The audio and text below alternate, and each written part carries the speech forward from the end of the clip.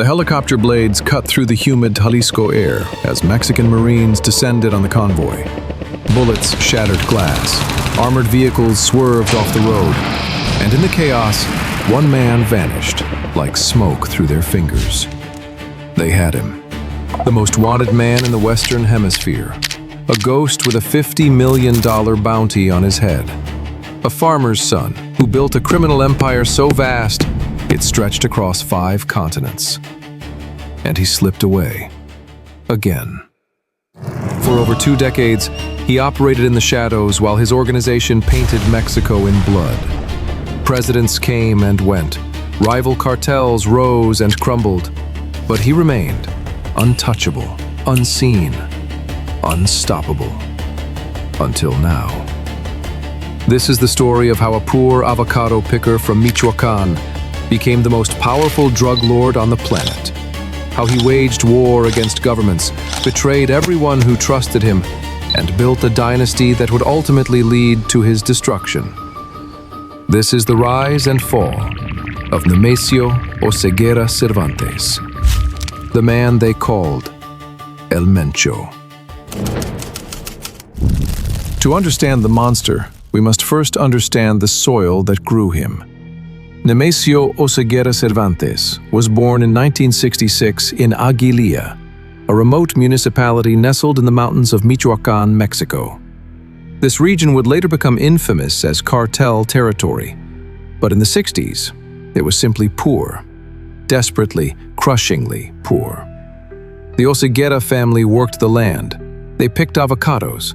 They raised livestock. They survived. Young Nemesio grew up understanding one fundamental truth. In Aguililla, there were 2 paths out of poverty. You could break your back in the fields until the day you died, or you could take what you wanted. Details of his early life remain shrouded in mystery, deliberately so. Unlike other cartel leaders who flaunted their origins, Nemesio understood the power of anonymity from the very beginning. What we know comes from fragments, court documents, intelligence reports, and the testimonies of those who survived knowing him. By his teenage years, Nemesio had crossed into the United States. He worked in California, picking crops, learning English, and, more importantly, learning how the American drug market operated. He saw the demand, he understood the supply chain, and he began to see opportunity. In 1986, everything changed. Nemesio was arrested in San Francisco for heroin trafficking. He was just 20 years old. The conviction resulted in a 3-year federal prison sentence, a relatively light punishment that would have profound consequences. American prisons in the 1980s were universities of crime. Nemesio entered as a small-time trafficker. He emerged with connections, knowledge, and a burning ambition. After serving his time, he was deported back to Mexico in 1991. He returned to a country in transformation. The old guard of drug trafficking was giving way to new powers. The Guadalajara cartel had splintered, new organizations were forming, and Nemesio Oseguera Cervantes saw his moment approaching. The 1990s were a time of chaos and opportunity in Mexico's criminal underworld. Nemesio didn't try to build his own organization, not yet. He was patient, calculating. He understood that power comes to those who wait for the right moment. He aligned himself with the Milenio Cartel, a trafficking organization based in Jalisco. The Milenio operated under the protection of the Sinaloa Federation, the dominant force in Mexican drug trafficking led by figures like Joaquin El Chapo Guzman. Within the Milenio structure, Nemesio rose steadily. He wasn't flashy, he didn't seek attention. While other traffickers built mansions and collected exotic animals, Nemesio remained in the shadows, building relationships, learning operations, and identifying weaknesses in everyone around him. His approach was methodical. He studied logistics, how drugs moved from Colombia through Central America into Mexico and across the American border. He learned money laundering, understanding how billions in cash could be cleaned through legitimate businesses. He built a network of loyal operatives, men who owed their positions entirely to him. By the mid-2000s, the Mencho cartel began to fracture. Leadership disputes, law enforcement pressure, and internal betrayals weakened the organization. Many saw this as a crisis. Nemesio saw it as an opportunity. In 2010, the Mencho cartel effectively collapsed. From its ashes, a new organization emerged, Jalisco New Generation. At its head stood Nemesio Oseguera Cervantes, no longer a lieutenant, but a leader. He was 44 years old. He had spent nearly 3 decades preparing for this moment, and he was about to unleash something the world had never seen. The Jalisco New Generation cartel, known by its Spanish initials CJNG, announced itself to Mexico with blood and fire. From the beginning, Nemesio employed tactics that shocked even hardened observers of cartel violence. In September 2011, CJNG dumped 35 bodies on a busy avenue in Veracruz during rush hour. A banner left at the scene declared war on the Zetas, a rival organization known for its brutality. This wasn't random violence, it was strategic communication. Nemesio was sending a message. CJNG would match and exceed any level of brutality necessary to achieve dominance. But violence alone doesn't build empires. Nemesio understood that sustainable power required more sophisticated approaches. He invested heavily in corruption, building networks of paid informants within police departments, military units, and political offices. He diversified beyond drugs into extortion, illegal mining, and oil theft. He established international connections, partnering with organizations in Colombia, Europe, Asia, and Africa. The organizational structure he created was remarkably sophisticated. CJNG operated more like a multinational corporation than a traditional criminal gang. There were specialized divisions for logistics, security, financial operations, and territorial control. Communication systems were encrypted. Operational security was paramount. And at the center of it all sat Nemesio, El Mencho, invisible and omnipresent. His personal security was legendary. He never stayed in one location for more than a few days. He used multiple body doubles. His inner circle was tiny, composed only of blood relatives and men who had proven their loyalty over decades.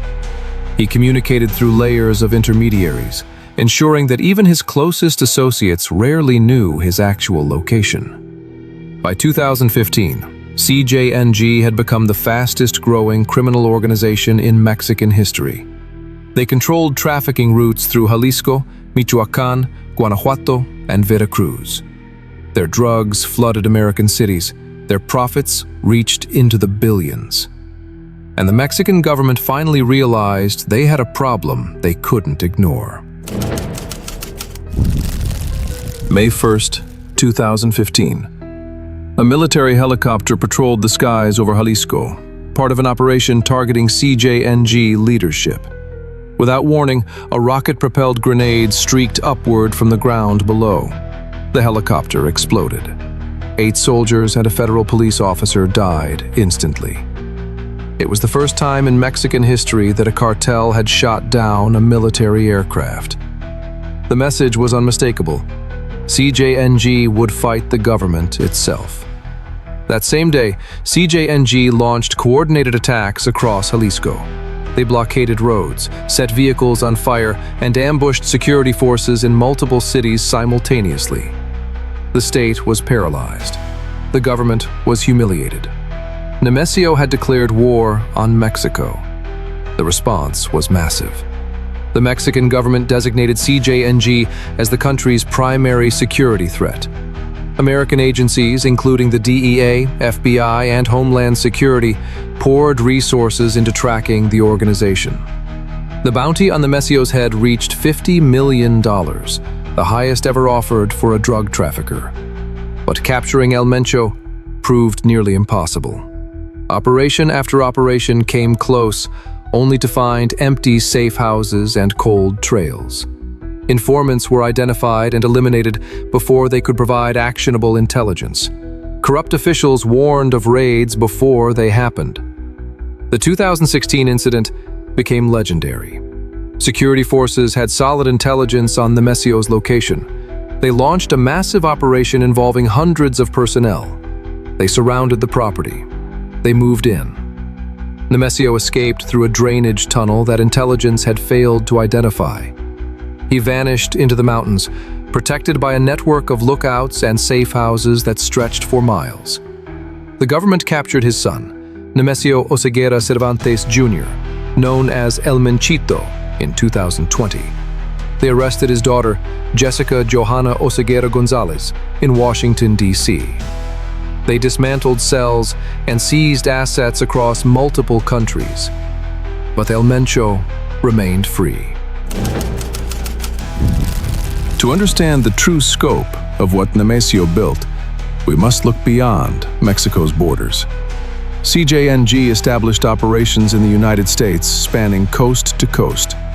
DEA investigations identified CJNG cells in Los Angeles, Chicago, New York, Atlanta, and dozens of smaller cities. They weren't just shipping drugs. They were managing distribution networks, collecting debts, and eliminating competition on American soil. In Europe, CJNG partnered with organizations in Spain, the Netherlands, and Italy. They shipped cocaine through West African transit points. They laundered money through real estate investments and shell companies across multiple continents. The organization's methamphetamine operations became particularly significant. CJNG established themselves as the dominant supplier of meth to American markets, operating industrial-scale laboratories that produced tons of product annually. They imported precursor chemicals from China and India, processed them in Mexico, and distributed the finished product through their extensive networks. Financial investigators estimated CJNG's annual revenues in the billions of dollars. They owned legitimate businesses throughout Mexico: restaurants, car dealerships, construction companies, agricultural operations. They invested in real estate across multiple countries. They maintained accounts in banks throughout the Caribbean, Europe, and Asia. The human cost was staggering. Thousands died in CJNG's wars for territorial control. Entire communities were displaced by violence. Local governments in CJNG-controlled areas became extensions of the cartel, with officials serving at Nemesio's pleasure. And through it all, El Mencho remained a ghost. No verified photographs existed from after 2010.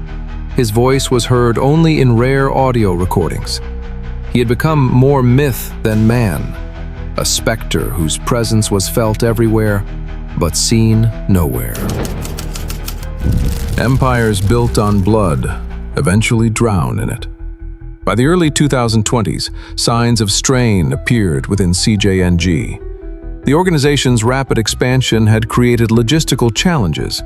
Territorial disputes with rivals, particularly the Sinaloa cartel, consumed resources and attention. Internal conflicts emerged between different factions.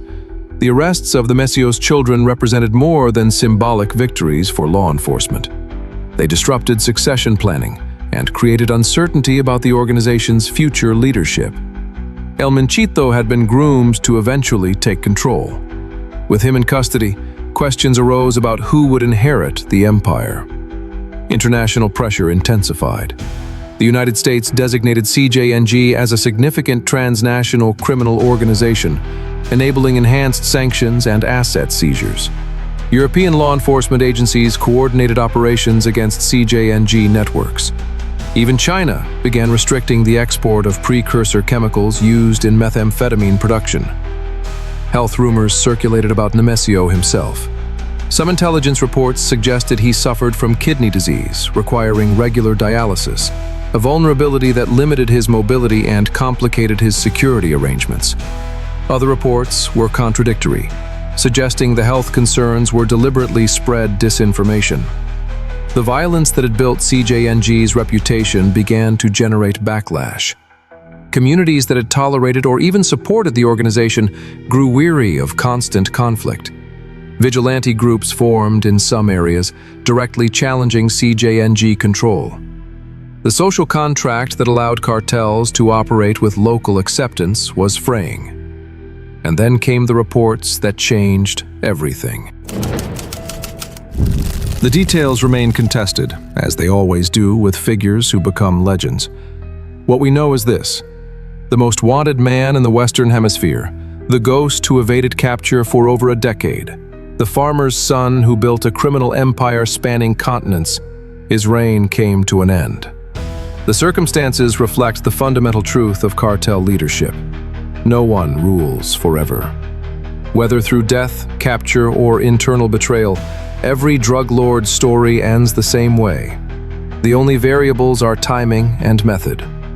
For Nemesio Oseguera Cervantes, the end came after years of mounting pressure. The walls had been closing in, slowly, inexorably. Every arrested lieutenant, every seized shipment, every compromised safe house reduced his options. What does the story of El Mencho teach us? Perhaps that poverty and desperation create opportunities for those willing to embrace darkness. Perhaps that the demand for drugs in wealthy nations fuels violence in poorer ones. Perhaps that no amount of law enforcement resources can stop determined criminals when corruption runs deep and profits run high. Or perhaps the lesson is simpler, that empires built on suffering are destined to crumble, and that those who live by violence will ultimately fall by it.